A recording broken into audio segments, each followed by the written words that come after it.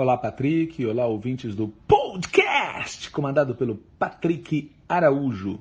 Pois é, Patrick, no dia 6 de julho de 2020, o nosso companheiro Fernando Haddad participou de um programa Roda Viva. Segundo consta, esta foi a 5ª vez que ele participa desse programa. Na coordenação da Roda Viva, a jornalista Vera Magalhães. Também participaram deste episódio Andréa Jubi, colunista do Valor, Bela Megali, colunista do Globo, Flávio Costa, do UOL, Ricardo Baltazar, da Folha de São Paulo, e Vera Rosa, que é do Estadão. A performance de Haddad no Roda Viva de 6 de julho foi elogiada por muitas pessoas. E é natural que seja assim, até porque não há parâmetro de comparação possível entre ele e o cavernícola que está lá no Palácio do Planalto. Entretanto, a discrepância absoluta entre Haddad e o cavernícola não pode nos levar a baixar as nossas expectativas nem a embotar nosso senso crítico. Quando assistimos ou lemos com atenção a transcrição das perguntas e respostas feitas no Roda Viva, fica claro que há uma debilidade da parte de Haddad no enfrentar de uma série de questões. E é sobre isso que eu quero falar aqui com os ouvintes do podcast do Patrick Araújo. Haddad iniciou a participação dele nesse Roda Viva dizendo que com Bolsonaro o Brasil corre muitos riscos, que o Brasil elegeu em 2018 uma pessoa sem nenhum compromisso com a democracia e sem nenhum compromisso com a gestão pública. Haddad lembra que temos a pior gestão de crise, talvez, do planeta, e que não é pouca coisa o que está acontecendo no Brasil em termos econômicos e de saúde pública. E ele complementa dizendo que ele está preocupado em que não se repita o cenário de 2018. É óbvio, diz Haddad, que nós não temos o mesmo projeto para o Brasil. Os democratas têm projetos diferentes para o Brasil, mas todos pressupõem a democracia, diz Haddad. E ele reitera, todos os nossos projetos, por mais diferentes que sejam, pressupõem a democracia. Eu pergunto a vocês, será que isso que Haddad fala é uma descrição correta da realidade? Será que aqueles que votaram a favor do impeachment de Dilma, os que aplaudiram a condenação e prisão de Lula, têm mesmo como pressuposto a democracia? Merecem ser chamados de democratas? Para ser mais claro, uma coisa é denunciar a falta de compromisso com a democracia por parte dos que se autoproclamam democratas. Outra coisa é pressionar para que estes autoproclamados democratas assumam efetivos compromissos com a democracia. E uma terceira coisa, completamente diferente, é distribuir medalhinha de democrata a quem não merece. Por exemplo, Haddad cita o jornal Folha de São Paulo, que está fazendo uma campanha em defesa da democracia. Não seria o caso de recordar que este jornal, além da postura adotada frente aos governos Lula e Dilma, também contribuiu com seus veículos para as ações da repressão durante a ditadura militar, assunto que a Folha gosta de manter oculto? Em seguida, Haddad faz uma série de considerações muito corretas acerca do Jair, Paz e Amor. Ele diz claramente que ele não acredita nisso, que essa estabilidade é falsa. Depois, Haddad diz que a postura de Moro não é a de um democrata. E também deixa claro que o desempenho do PT e dele próprio como oposição ao Bolsonaro é prejudicado pela atitude dos meios de comunicação, que, por exemplo, não tem chamado Haddad a opinar sequer sobre educação, sendo que ele é o brasileiro vivo que mais tempo passou à frente do Ministério da Educação. Nesse ponto da entrevista, a coordenadora do Roda Viva pergunta a ele sobre a Frente Ampla. E ele responde, também corretamente, que há problemas. E lembra que Fernando Henrique achou por bem anular o voto e Ciro Gomes achou por bem deixar o país. e que essas perguntas sobre a dificuldade de armar uma frente ampla têm que ser feitas também para quem imaginou que as coisas podiam transcorrer normalmente com Bolsonaro na presidência. Nesse ponto da entrevista, uma jornalista pergunta a ele sobre as eleições para prefeito em São Paulo no ano de 2020. A jornalista diz, entre aspas, a crítica de alguns petistas é de que seria a hora do senhor fazer o sacrifício pelo partido, mas que por questões pessoais o senhor preferiu não ser candidato. Eu queria lhe ouvir sobre isso, fecha aspas. Haddad começa sua resposta lembrando que disse que não seria candidato 1 ano e meio atrás, ou seja, em janeiro de 2019. Depois ele relata a trajetória dele no partido e conclui dizendo, abre aspas, então alguém vai falar de sacrifício para mim? Fecha aspas. A jornalista, vendo que Haddad comprou a tese do sacrifício, insiste, abre aspas, o senhor acha que já deu a sua cota de sacrifício? Fecha aspas. Haddad retoma a palavra e conta como foi feito o convite a ele para ser candidato a vice na chapa de Lula, e como ele foi não a primeira opção, nem mesmo a segunda opção, mas sim a terceira opção, e que ele foi chamado, sendo alertado, dos riscos políticos e judiciais de estar defendendo a bandeira do PT, e chamado em cima da hora, e conclui a resposta dizendo, não dá para ser assim, sabe? Fecha aspas. Eu leio e releio as respostas de Haddad. Confesso que ao fazer isso não consigo entender como chamar de sacrifício ter sido ministro. Não entendo como chamar de sacrifício ter sido prefeito de São Paulo. Não entendo como chamar de sacrifício ter sido candidato a prefeito eleito em 2012, candidato a prefeito não reeleito em 2016. Não consigo entender como chamar de sacrifício ter sido convidado, pouco importa se como primeira, segunda ou terceira opção, para ser candidato à presidência da República. Isso é uma honra, não é um sacrifício. Claro que no ambiente privado é compreensível uma resposta desse tipo, mas em um ambiente público, quem está respondendo não é a pessoa física, mas é a pessoa jurídica. E até onde eu consigo ver, a pessoa jurídica não cometeu nenhum sacrifício, muito antes, pelo contrário. Mas esse debate sobre ter havido ou não sacrifício, neste contexto, é secundário. Aliás, bastaria que Haddad tivesse dito que se é verdade que alguém dentro do PT fala em sacrifício, este alguém está errado, porque não é sacrifício, é uma honra disputar a prefeitura pela legenda do partido. E engataria a resposta falando dos motivos pelos quais ele acha que neste momento, politicamente falando, ele não é o candidato mais adequado. Mas ele não faz isso. Aliás, o debate principal, que é exatamente sobre o papel que a Prefeitura de São Paulo e o governo de São Paulo jogam e podem jogar na oposição contra o governo Bolsonaro, essa discussão não foi abordada. Ao aceitar que o debate fosse levado para o terreno da provocação, do sacrifício, nosso companheiro Fernando Haddad perdeu a chance de explicar as razões políticas pelas quais ele não aceitou ser candidato e, em segundo lugar, explicar como ele acha que deveríamos lidar com as decorrências políticas desta decisão. Em seguida, outro jornalista insiste sobre o tema da Frente Ampla e Haddad explica o que ele defende. Ele defende que os progressistas possam apresentar sua agenda para o país em 2022 com uma ou duas candidaturas, de preferência uma, mas ele não sabe se isso é possível porque não depende só de um lado.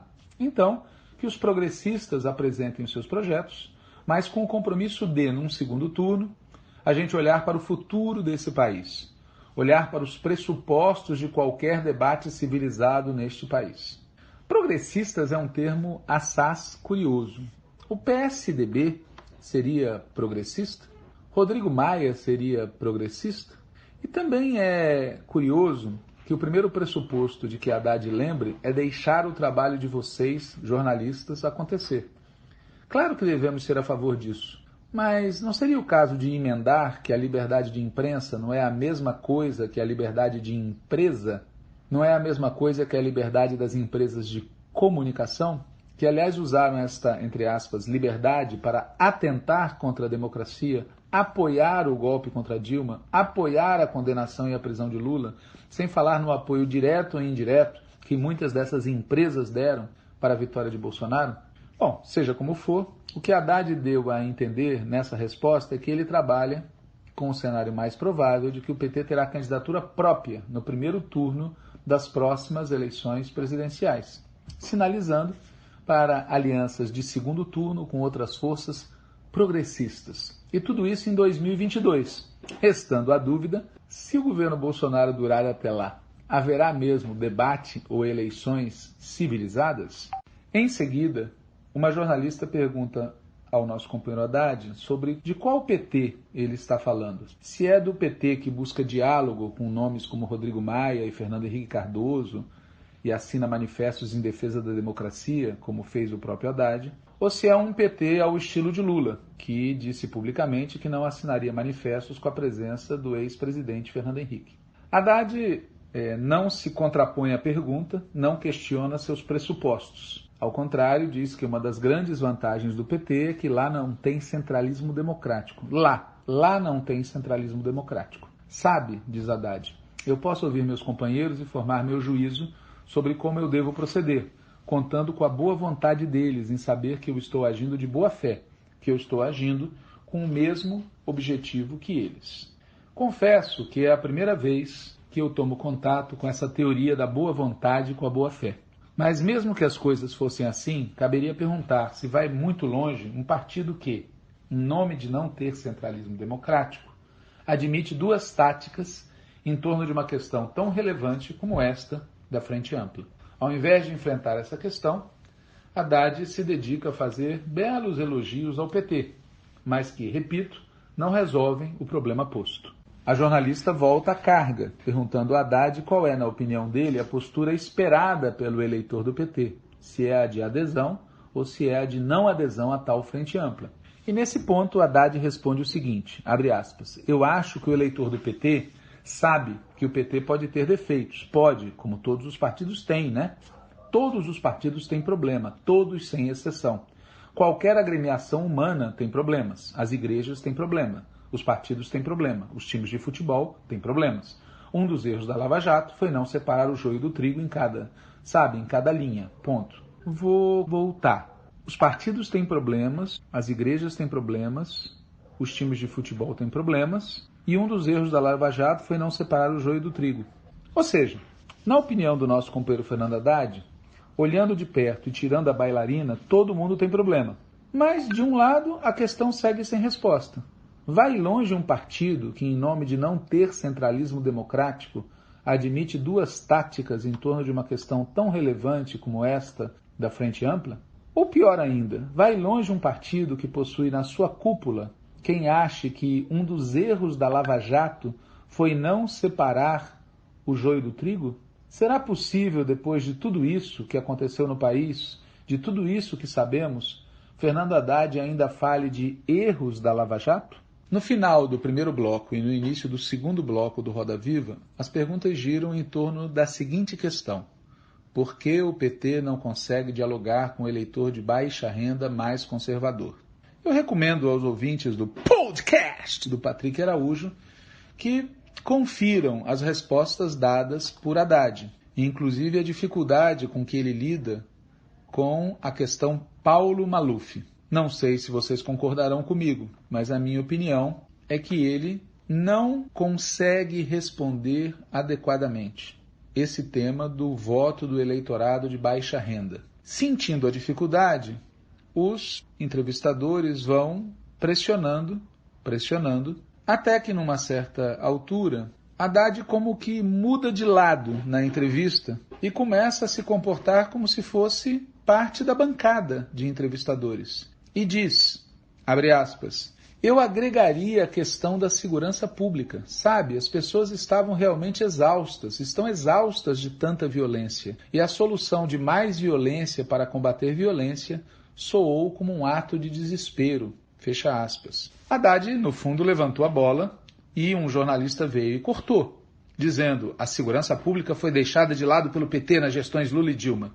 Haddad não contestou essa afirmação. Escolheu qualificar a afirmação, dizendo que a culpa é da Constituição de 88, que não enfrentou o debate sobre a segurança pública. Haddad chega a dizer que a Constituição de 88 tem um capítulo extenso sobre educação, tem um capítulo sobre seguridade, assistência, previdência, saúde, um capítulo de esporte, cultura, mas sobre segurança pública tem apenas um artigo. E agrega ainda, o Constituinte, imagine, saindo do regime militar, o Constituinte não se sentiu forte o suficiente para criar um capítulo na Constituição sobre segurança pública. Fecha aspas. A maneira como Haddad descreve o problema é muito curiosa. Ao afirmar que a Constituinte de 88 não se sentiu forte o suficiente para tratar do tema, ele passa a impressão de que, recém-saídos do regime militar, os constituintes optaram por uma atitude permissiva frente ao tema da segurança.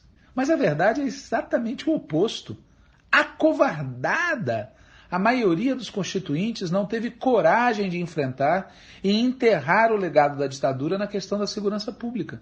Na verdade, a interpretação de Haddad compra como correta a interpretação que a direita faz. E talvez por pensarem da mesma forma que Haddad, alguns gestores públicos petistas se sentem intimidados no debate com a direita, quando se trata da questão segurança, e acabam assumindo pontos de vista muito próximos daqueles que setores da direita defendem. Aliás, foi nesse ponto do debate que uma jornalista pergunta a ele sobre as opiniões do governador da Bahia, que no segundo turno de 2018 falou que Haddad devia reforçar o debate sobre segurança pública. E a jornalista ainda agrega que agora uma nova liderança talvez surja no PT lá da Bahia. Pode ser candidata a prefeita de Salvador, é uma major da Polícia Militar. Bom, nesse ponto, Haddad está na roda viva. A mesma jornalista pergunta a ele: no momento em que se critica uma militarização no governo, como é que o senhor vê o surgimento de uma nova liderança da Polícia Militar no PT? Ao invés de separar o joio do trigo, a militarização de todo o governo federal é uma coisa.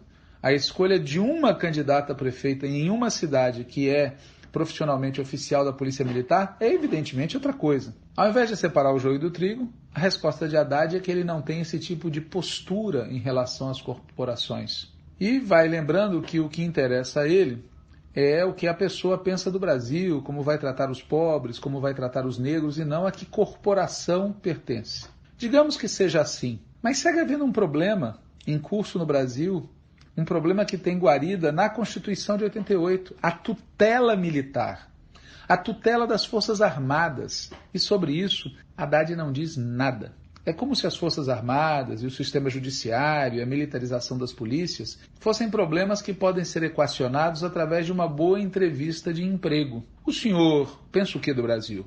O senhor vai tratar como os pobres? O senhor vai tratar como os negros e negras? É óbvio que não dá para ser desse jeito. Mas, como eu já disse, nesse momento Haddad está na roda viva. E é nesse ponto que vem a pergunta sobre Antônio Paulo Vogel, interino no lugar do Weintraub e que trabalhou com Haddad anteriormente. A jornalista pergunta a Haddad qual avaliação ele faz sobre o estado de coisas da educação no Brasil. Recordo algo que já disse antes. Haddad reclamou não ter sido chamado pelos meios de comunicação para opinar sobre educação.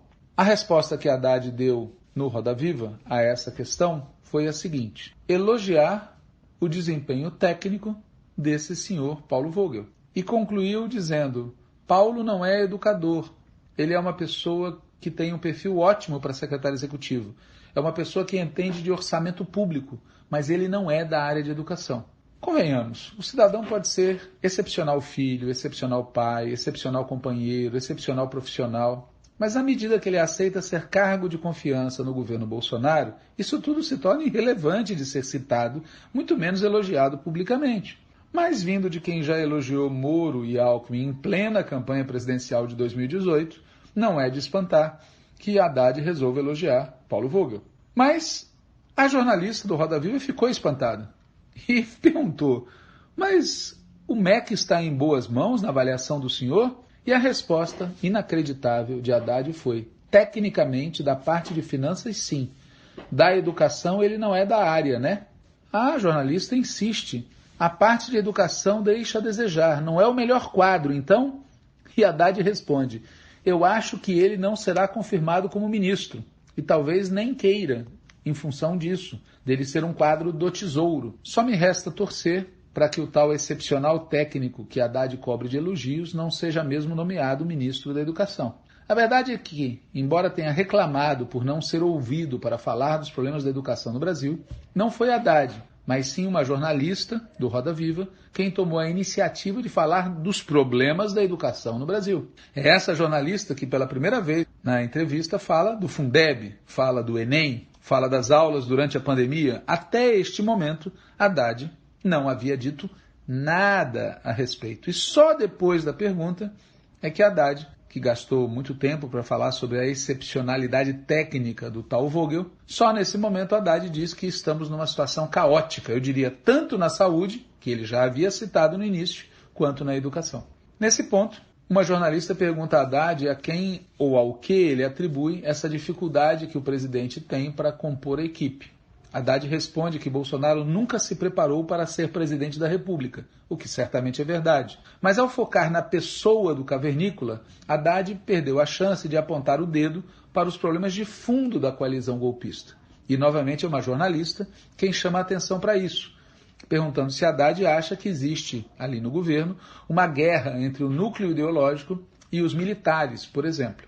Apesar da deixa, Haddad insiste na discussão sobre o papel do homem na história. Ele responde, tem também, mas você já viu um presidente incapaz de conseguir nomear um ministro? Ele não consegue, não é sem razão. Isso não é um momento difícil do governo, isso é crônico nesse governo, fecha aspas. Haddad, vindo de uma boa universidade, como ele mesmo lembrou noutro momento de sua entrevista, poderia ter feito uma prosopografia desse governo Bolsonaro. Mas ele parece estar convencido da ideia de que tem uma equipe desmelinguindo em função da falta de comando e fala do horror que foi a famosa reunião ministerial. Sem dúvida, a reunião citada e a equipe e o presidente são um horror, mas o problema é que, apesar disso ou por causa disso, os objetivos perseguidos pelo cavernícola estão sendo atingidos. E é nesse ponto que um jornalista pergunta a ele, abruptamente, cortando a fala de Haddad, Haddad, o que você faria diferente em termos de economia? Não de nomear ministros, mas em termos de economia. O que você faria diferente nesse governo de agora? Haddad então começa falando da pandemia, para chegar na ideia de que foi competente quem foi firme na decisão, salvou vidas e conciliou esse salvamento com a economia. Depois elogiou o Camilo Santana, depois tratou das máscaras, disse que o Bolsonaro é uma pessoa desequilibrada, mas sobre o tema da economia, sobre o que ele faria de diferente, nada foi dito. Nesse ponto, o mesmo jornalista o interrompe de novo para dizer que, bom, se tiver impeachment, vai ser o Mourão que assume. O senhor acha que Mourão teria condições de formar um governo melhor do que isso que o senhor descreveu? Haddad lembra, na sua resposta, que, segundo Bolsonaro, Mourão seria ainda mais tosco. Infelizmente, ao invés de engatar nessa ideia a defesa do afastamento de ambos, Haddad pega a vicinal. Diz que tem uma regra constitucional, que ele é ultralegalista e explica que essa regra não o agrada, que essa regra não tem funcionado. E aí, neste ponto, depois de muitos preâmbulos, fala, abre aspas, eu acho que, inclusive, eu sou o defensor dessa emenda constitucional que está tramitando, que diz que o vice assume para chamar eleições em qualquer hipótese. Fecha aspas. Digamos que haveria maneiras muito mais enfáticas de defender o fora Bolsonaro e fora Mourão, seu governo, suas políticas, e defender a antecipação das eleições presidenciais. De toda maneira, Haddad prossegue a resposta, explicando por que ele denominou de aberração jurídica as afirmações feitas pelo Mourão. Haddad lembra que o poder moderador é uma coisa que desapareceu da Constituição há muito tempo. E, de fato, Haddad tem razão. Não existe na lei poder moderador. Mas a pergunta de ouro é, na realidade, na ordem dos fatos, as Forças Armadas exercem ou não um poder de tutela? Novamente, focado na pessoa física de Bolsonaro, Haddad conclui a resposta dizendo que Bolsonaro blefa muito e que a vocação dele, pessoa física Bolsonaro, é fechar o regime. O problema é que não é só dele, né? Se fosse só dele, estava fácil. O terceiro bloco da entrevista começa com uma jornalista perguntando por que não há espaço para renovação geracional dentro do PT? Porque o lulocentrismo ainda é a prática dominante dentro do PT. Haddad, como em outras passagens da entrevista, não questiona a premissa da pergunta. Responde que, abre aspas, tem uma questão concreta, que é o tamanho que Lula adquiriu dentro do PT em função dos governos que fez. O Lula liderou um partido formado a partir da base, convenceu seus companheiros de que era possível ganhar uma eleição presidencial no Brasil, ganhou e saiu com 80% de aprovação. Ele virou o que virou, pelo mérito dele, pelo trabalho dele. Obviamente, todo mundo, não estou negligenciando o papel da militância, mas ele foi o grande timoneiro desse processo. Ganhou 4 eleições presidenciais e, na visão dos petistas, foi injustiçado. Então, ele tem esse papel de destaque. Fecha aspas. Aqui um primeiro registro. Não são apenas os petistas que acham que Lula sofreu uma injustiça. Mas isso não é o grave da resposta. O grave é admitir implicitamente que nós estamos diante de uma questão de transição geracional. Apenas que ela seria lenta mesma. Ela não é uma coisa automática, diz Haddad. Na sequência desse raciocínio equivocado, Haddad faz referências a Mitterrand, a Helmut Kohl, a Angela Merkel, para concluir que são transições complexas, sobretudo, porque o Lula está, apesar dos seus 75 anos, super em forma. Ora, o problema que está posto no Brasil e no PT não é de transição geracional. O problema é político. Primeiro, o de capacidade de diálogo com os tais setores pobres, questão que Haddad admitiu existir, mas não foi muito além disso nas respostas que deu no Roda Viva.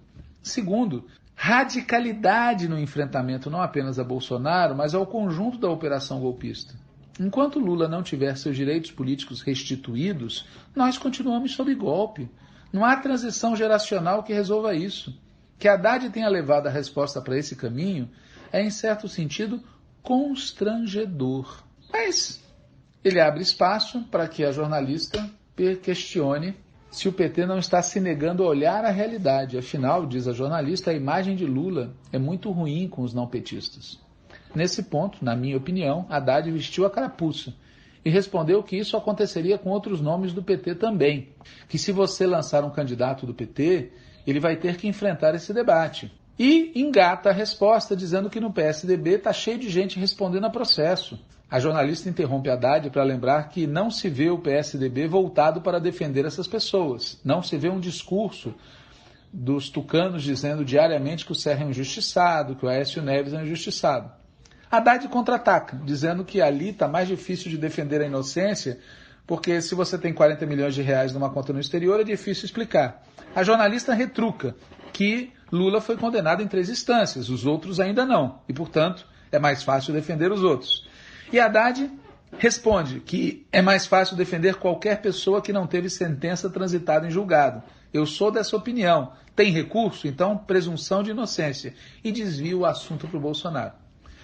Antes de passar ao que Haddad fala sobre o cavernícola, uma observação. Haddad comete um grave erro ao focar na inocência da pessoa física de Lula. E comete outro erro ao acentuar que Lula não teve sentença transitada em julgado. Pois a questão não é a pessoa física de Lula, a questão é a pessoa jurídica de Lula. Lula foi condenado e preso para que o golpe pudesse eleger seu candidato. Se Lula estivesse solto, Bolsonaro não estaria na cadeira de presidente. Esse é um dos motivos pelos quais a anulação das condenações de Lula é peça-chave na luta contra o golpismo. Haddad, como advogado ou como amigo de Lula, poderia dizer apenas o que disse. Mas como uma das principais lideranças do PT, sinceramente, a minha opinião é que ele foi por um caminho inadequado. Vejamos agora o que Haddad fala de Bolsonaro. Amarrado pela embocadura que ele adotou no caso de Lula, Haddad comete a seguinte frase, abre aspas, presunção de inocência vale para todo mundo, até para o Bolsonaro, né?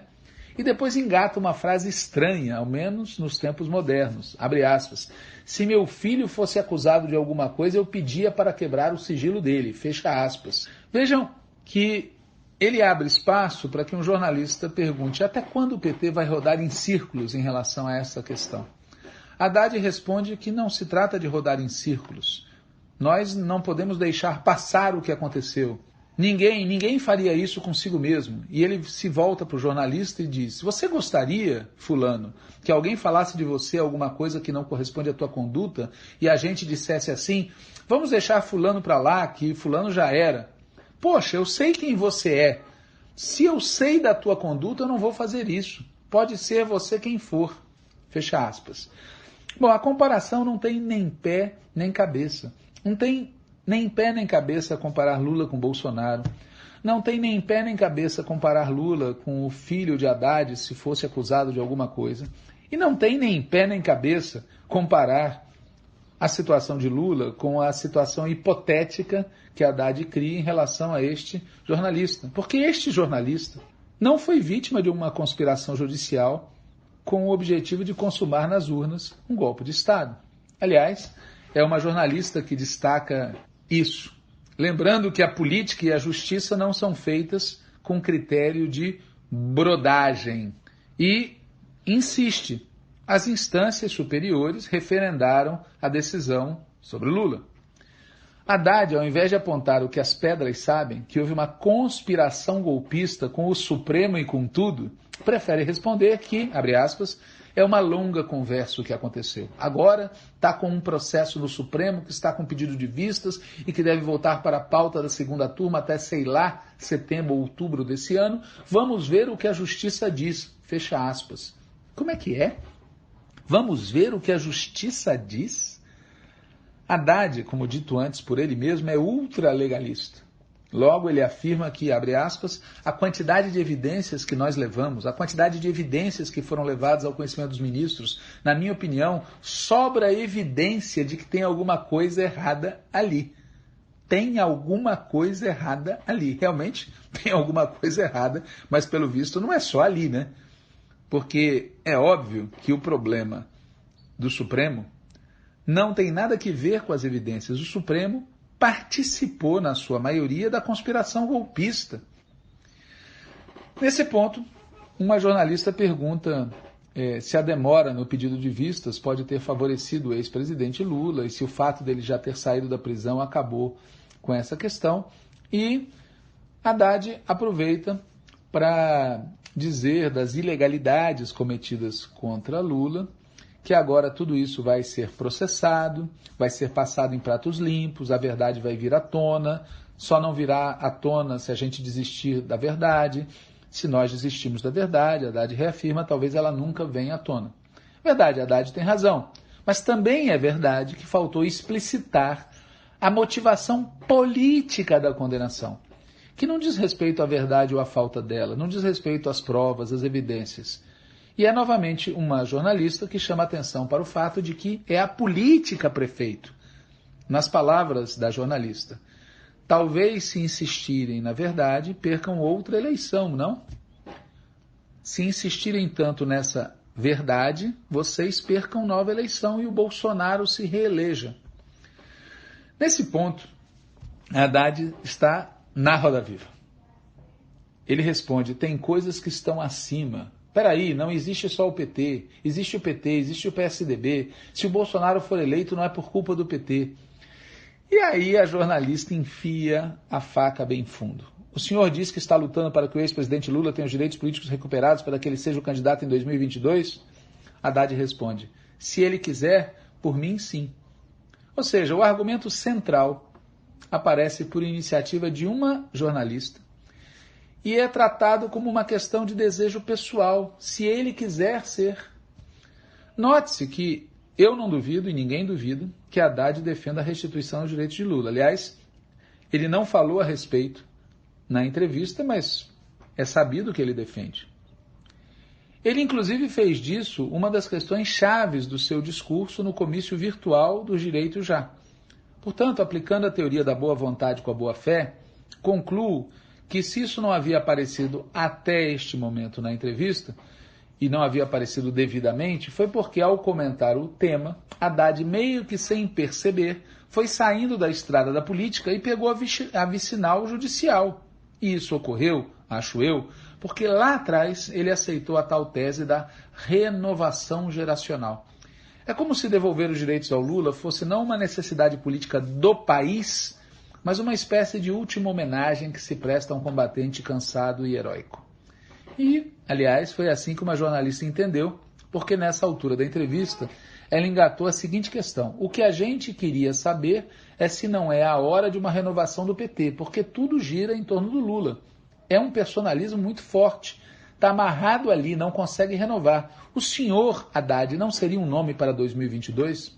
Haddad lembra que foi candidato em 2018, lembra que é filiado ao PT, mas que ele entende, abre aspas, o coletivo do PT fazer o que faz. Eu entendo porque se fosse com a minha família eu faria a mesma coisa. Eu não deixaria passar uma coisa dessas. É muito grave o que aconteceu, fecha aspas. Ou seja, não tem jeito. O certo distanciamento que Haddad adota quando fala do partido, né? Quando ele diz o coletivo do PT, e a comparação que ele faz da situação de Lula com a família dele, Haddad, mostram que, para Haddad, ao menos nessa entrevista, a ênfase é na injustiça feita contra Lula no plano da pessoa física. Essa injustiça houve, claro, mas a questão do Brasil é outra. A eleição de 2018 foi fraudada. A condenação e a prisão de Lula foram parte essencial desta fraude. Isso não tem nada a ver com assuntos de família, de filho, brodagem, nada disso. Nem tem que ver com justiça, é política pura. Mas Haddad, nessa entrevista, parece estar em outra frequência de rádio. Ele chega a fazer uma longa peroração sobre a educação dos filhos. O que meu filho fizer, o que minha filha fizer é assunto meu, porque eu eduquei. Sinceramente, eu acho um pouco vintage esse tipo de atitude, mas enfim, o fato é que o que é que a educação dos filhos de Haddad tem a ver com a situação política de Lula? Essa é a questão. Nada. E nesse ponto, é um jornalista que tenta levar a discussão da vara de família de volta para a política. E pergunta a ele: prefeito, considerando o contexto que a gente está vivendo, de que maneira o senhor acha que a recuperação dos direitos políticos de Lula e a anulação da condenação que ele sofreu contribuiria para a formação dessa frente democrática progressista de oposição? Ou só complicaria ainda mais o processo, já que se Lula tivesse seus direitos recuperados, ele seria imediatamente visto por todos como um candidato à presidência? A resposta dada por Haddad confirma o que viemos dizendo até aqui. Palavras dele: olha, eu acho que um dos erros que a classe política comete é ficar muito preocupada com o resultado eleitoral da próxima eleição. Preocupados com o resultado de curto prazo. Não estão preocupados em construir reputação ou reconstruir reputação. Ou seja, a devolução dos direitos de Lula, a anulação de seus julgamentos é convertida numa questão de reputação. Não admira que na sequência ocorra um bate-boca entre Haddad e jornalistas sobre se houve crime, se não houve crime, se houve roubo de dinheiro, se não houve roubo de dinheiro, se o Lula é culpado, se o Lula não é culpado, qual é a posição do Palocci, qual é a narrativa ridícula dos lavajatistas. E assim termina o terceiro e penúltimo bloco do Roda Viva. O quarto bloco e último do Roda Viva com Haddad, ocorrido no dia 6 de julho de 2020, que eu estou aqui resumindo para o podcast do Patrick Araújo, começa com uma pergunta sobre o fascismo e o eleitor e apoiador do presidente Jair Bolsonaro. Haddad, corretamente, diz que o Bolsonaro é um governo de tipo fascista. E faz uma série de reflexões sobre comunicação, religião, cristianismo, que escapam do nosso propósito aqui comentar. O fundamental é que não se trata de condenar o eleitor, mas a questão que Haddad não responde é: para que exista um governo de tipo fascista, é preciso que haja uma base de massas para o fascismo. Portanto, é preciso olhar para além da pessoa do Bolsonaro e para além do seu governo.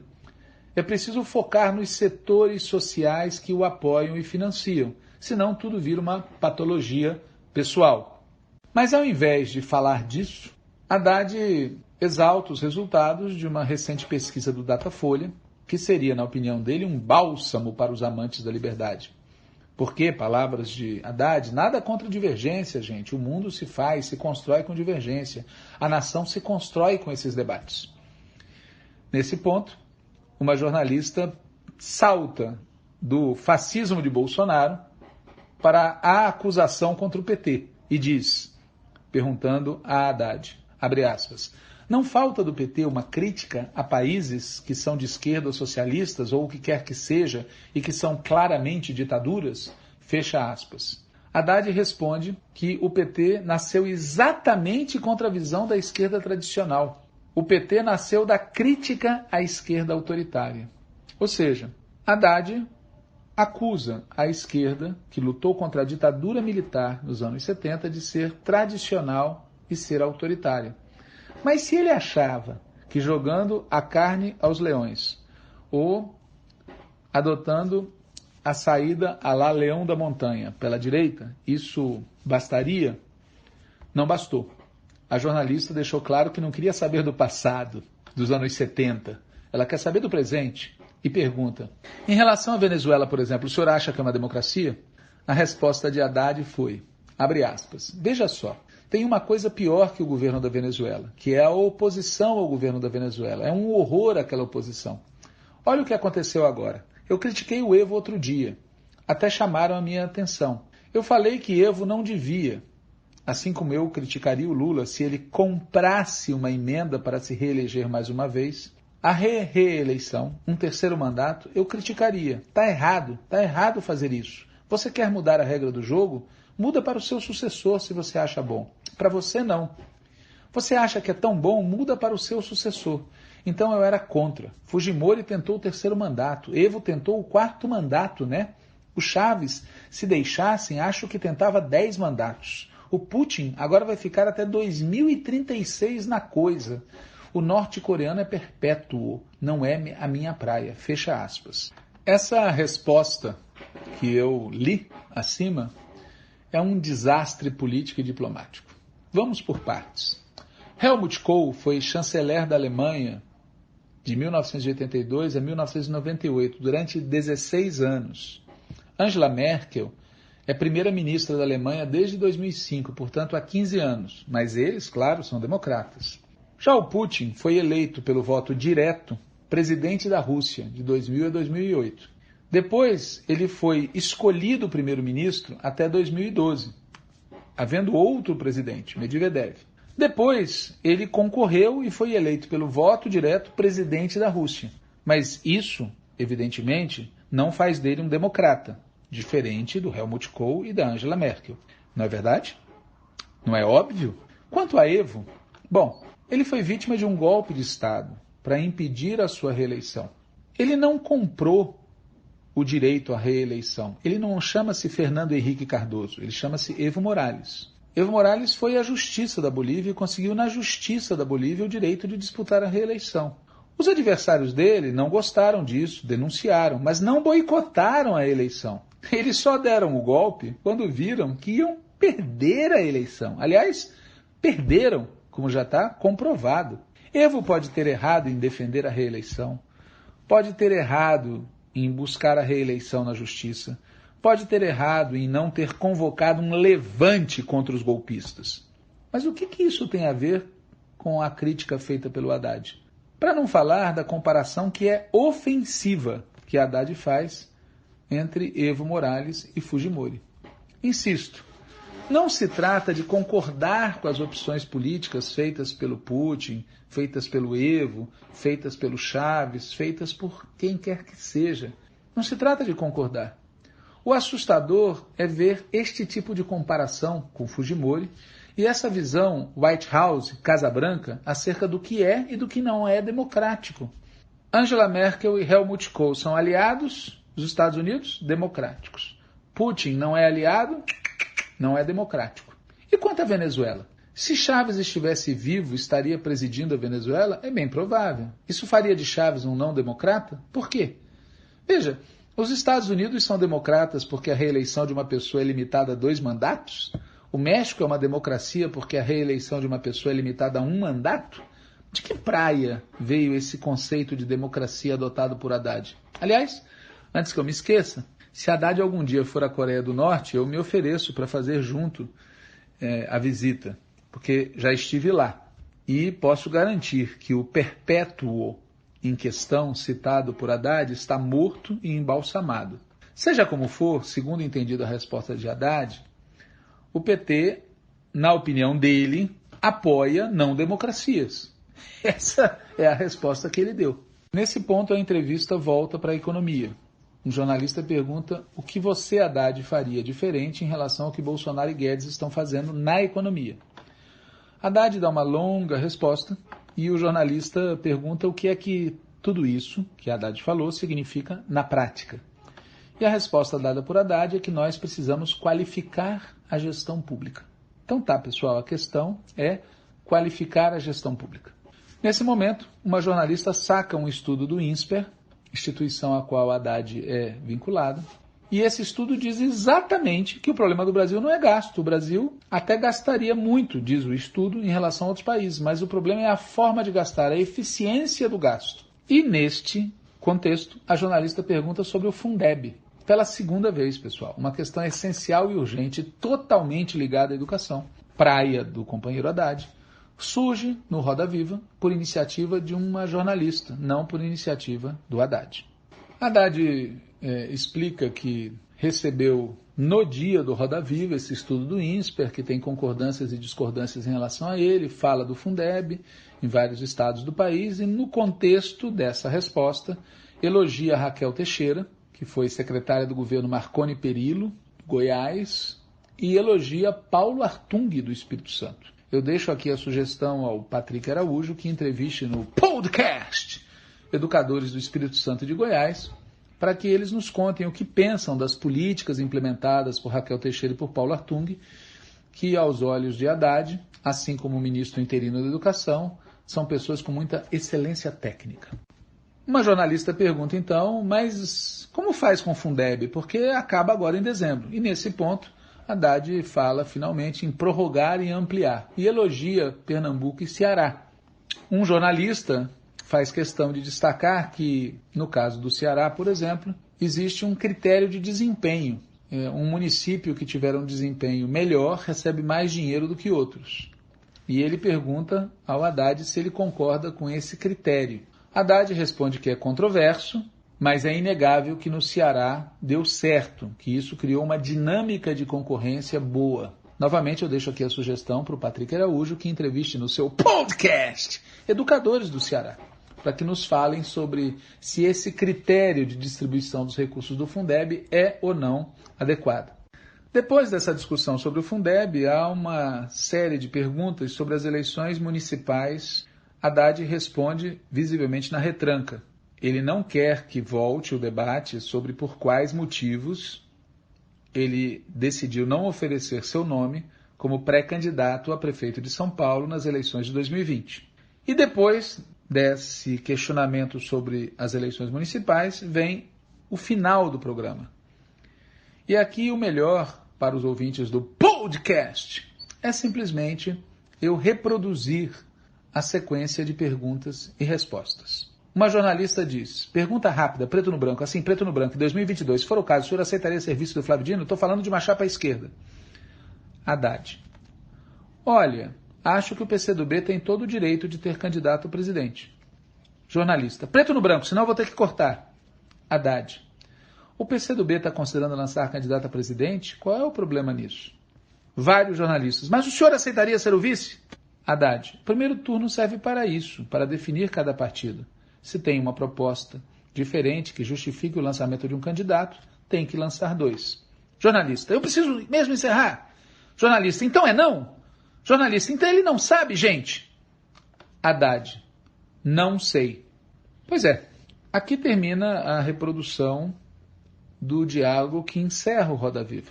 As últimas palavras de Haddad foram não sei. Na minha opinião, Haddad poderia ter dado uma resposta ainda mais sintética. Haddad respondeu não sei. Ele poderia ter respondido simplesmente não. Pois a pergunta, o senhor aceitaria ser vice do Flávio Dino? É, na verdade, a pergunta, o PT aceitaria indicar o vice de um candidato à presidência da República de outro partido? E a resposta a esta questão só pode ser não, pois o PT terá candidato a presidente da República em 2022. Ou alguém duvida disso?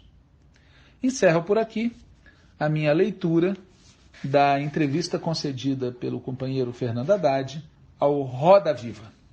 Como eu disse no início, e repito agora, muitas pessoas bateram palmas para o desempenho do Haddad, motivo pelo qual, sem dúvida, haverá quem não aprecie os comentários que eu fiz. Mas, na minha opinião, a entrevista de Haddad é muito ilustrativa de uma certa confusão política que existe em vários setores da esquerda brasileira e do PT. Se essa confusão não for superada, será muito difícil sair pela esquerda da imensa crise em que o país está metido. Por pensar assim, eu prefiro ser criticado por fazer esses comentários do que criticado por calar.